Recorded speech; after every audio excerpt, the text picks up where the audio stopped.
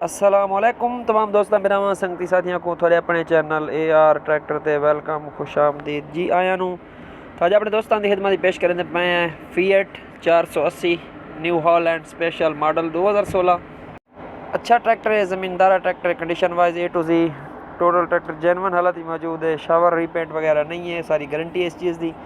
Condition जी है video के check कर सकते हो, जो चीज़ वीडियो ते यह चीज़ मौके ते उसी सारी जिम्मेवारी है।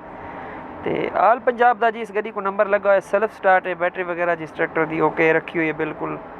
तो सामने ओसाका की बैटरी है, फ्रंट साइड की ग्रिल भी इस ट्रैक्टर की मौजूद है, वो भी जरा दोस्त भरा गिनना चाहता उसी ट्रैक्टर तो नाल मिल वैसी।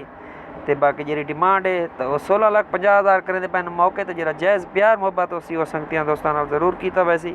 तो जी लोकेशन है इस ट्रैक्टर की मुल्तान शाह शम्स इंटरचेंज के नाल जी गाँव है, उत्थे ट्रैक्टर मौजूद है। वीडियो के लास्ट इस मालकों का नंबर दे देते रहते हैं, तो डायरैक्ट मालकों नाल रबता कर सकते वे, तो जरा जायज़ प्यार मुहब्बत उसी उन्होंने जरूर करे सन।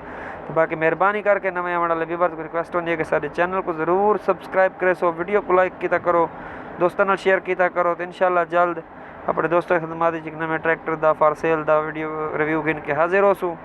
तो उस टाइम तक तमाम संगती भिरावां दोस्तों को इजाज़त गिन सूँ। अल्लाह हाफिज़ फ़ी अमान अल्लाह, रब रखा।